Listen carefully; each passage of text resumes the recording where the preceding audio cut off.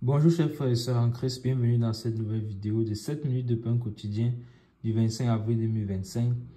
Nous rendons grâce à notre Seigneur pour cette nouvelle journée. Et donc, nous allons poursuivre notre lecture dans le livre de Actes des Apôtres, chapitre 3. Nous allons lire aujourd'hui le verset 21.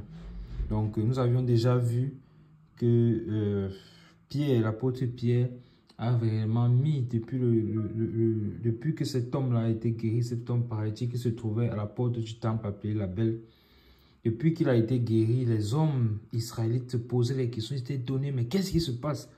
Comment est-ce qu'il a été guéri? Comment a-t-il retrouvé sa guérison? Ils ont vu, ils ont reconnu que c'est bien cet homme, mais ils ne comprenaient pas comment est-ce qu'il a été guéri. Et donc, l'apôtre Pierre a pris la parole, indiquant clairement de regarder vers le Seigneur et non à l'homme, et leur faisant comprendre que c'est sur Jésus-Christ qu'il faut tourner les regards et que en réalité, ils avaient crucifié le Messie, que c'est eux qui ont crucifié le Messie. Il les a mis devant leurs responsabilités, mais toutefois, non pas sans les laisser une porte de sortie. Il leur a montré cette porte de sortie-là.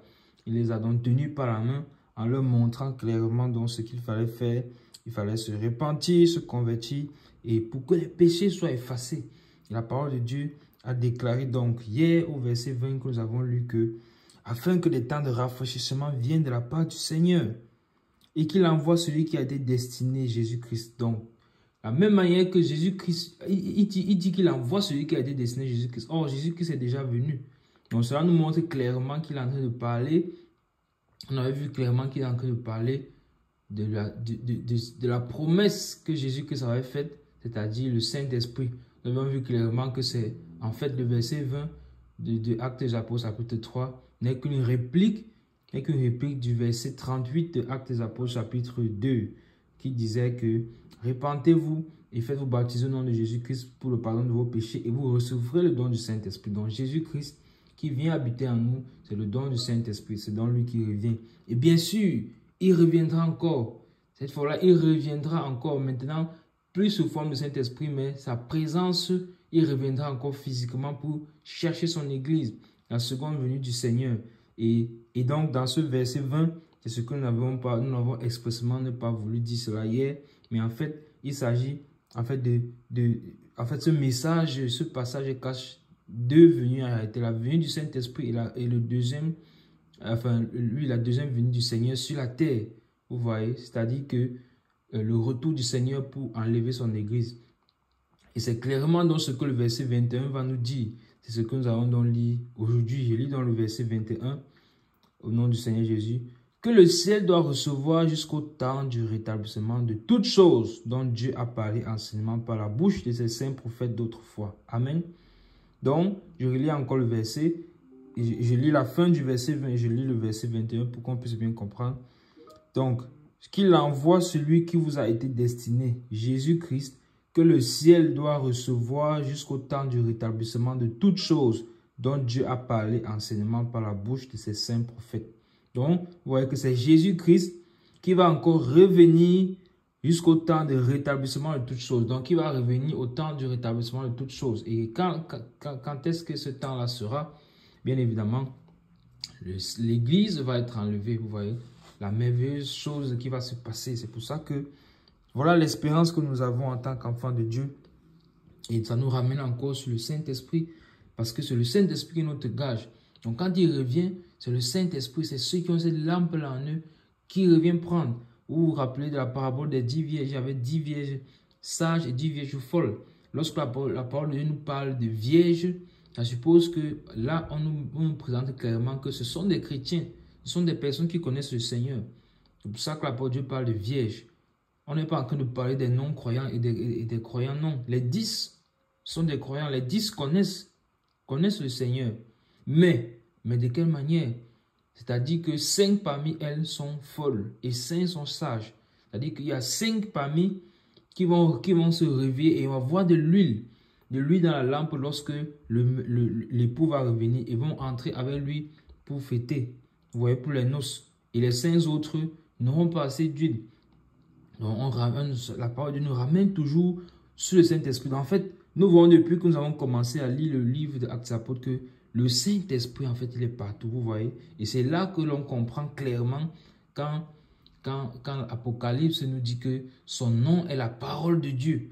La parole de Dieu, donc les Écritures, c'est Jésus-Christ. La parole de Dieu, c'est Jésus-Christ. Puisque nous le voyons partout là, partout, c'est lui, c'est toujours lui que nous observons.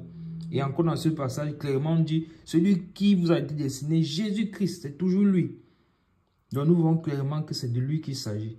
Et donc, on nous dit qu'il va revenir jusqu'au temps de rétablissement et toutes choses, dont Dieu a parlé anciennement par la bouche de ses saints prophètes d'autrefois. Donc vous voyez que Dieu avait même déjà averti. Dieu avait déjà parlé par la bouche de ses prophètes. Et nous voyons donc que, encore une fois, le verset est confirmé. Encore une fois, la parole que je vous avais dite également est confirmée, que toutes les Écritures ne sont que prophéties. La parole de Dieu n'est que est prophétie. Car il y a un verset qui le dit. Un verset qui dit que le Seigneur peut-il faire quelque chose sans le révéler à ses saints serviteurs les prophètes. Donc Dieu l'avait déjà signalé par les prophètes. Ça veut dire que déjà dans l'Ancien Testament, nous pouvons voir cette parole si on parcourt ces choses-là que le Seigneur avait révélées à ses prophètes. Donc l'apôtre Pierre le fait inspiré encore par le Saint-Esprit, il le fait encore sortir, il le met encore à nouveau sur la table et il le met en lumière. Vous voyez? Et là, on reconnaît vraiment une prédication, un message, parce que là, il était posé, il était confronté devant une situation, il devait expliquer comment est-ce que l'homme paralytique a été guéri, mais on voit bien clairement que cette explication s'est transformée en prédication en fait. C'est-à-dire que cette explication s'est transformée en prédication à salut pour ceux qui l'écoutent. Et nous verrons par la grâce de Dieu la fin du passage, la fin du chapitre pour voir si ces hommes-là, quelle a été leur réaction, s'ils ont réagi aussi, comme dans Actes des Apôtres chapitre 2, ces 3000 âmes qui ont été ajoutées, si eux aussi ils ont eu ce pas de foi, si ces hommes israélites-là ont eu ce pas de foi. Parce que nous avons vu dans Actes des Apôtres chapitre 2 que toutes ces nations-là qui étaient venues à Jérusalem pour adorer, parmi eux, il y a 3000 personnes qui sont venues au Seigneur. Et donc là, et d'autres, et pas tous, puisque la parole de Dieu nous avait clairement dit que, et ceux qui acceptaient, donc ça nous a montré clairement que tous n'ont pas accepté. Donc ceux qui acceptaient furent baptisés, donc tous n'ont pas accepté. Et donc, quelle sera la réaction de ces personnes qui sont en train d'écouter maintenant l'apôtre Pierre une deuxième fois prêcher l'évangile avec puissance par le Saint-Esprit? Parce qu'il venait juste de recevoir le Saint-Esprit, mais on voit comment il est en train d'expliquer les Écritures avec tellement de détails. Il sort toutes ces choses, il parle de la fin des temps, il parle de Jésus-Christ, du Saint-Esprit qui devait venir. Vous voyez que c'est poussé par le Saint-Esprit. Et la parole de Dieu, encore une fois, est confirmée que lorsque vous vous tiendrez, c'est moi qui vous donnerai les paroles dont vous aurez à dire lorsqu'on vous sera appelé à vous justifier. Vous voyez, donc tout est prophétique. Le Seigneur, tout le temps, la parole de Dieu est prophétique. Le Seigneur l'avait déjà annoncé à ses disciples. Donc vous voyez ce que le Seigneur fait. Donc maintenant, donc, la question demeure maintenant pour nous. Pendant que tu es en train d'écouter cette vidéo, quelle est ta position? Quelle est ta position? Est-ce que, comme ces hommes-là, la même question que je pose, quand on verra, quelle sera la réaction des hommes israélites? Je te pose aussi la question, quelle est ta réaction pendant que tu écoutes cette parole, pendant que tu écoutes ce message? Si tu n'as pas encore donné ta vie au Seigneur, si tu ne connais pas encore le Seigneur, quelle est ta réaction pendant que tu écoutes ces messages, pendant que tu écoutes ces vidéos? Pendant que j'écoute ces vidéos déjà depuis que nous avons commencé dans le chapitre 1, nous avons déjà plus d'une trentaine de vidéos. Pendant que tu écoutes, quelle est ta réaction?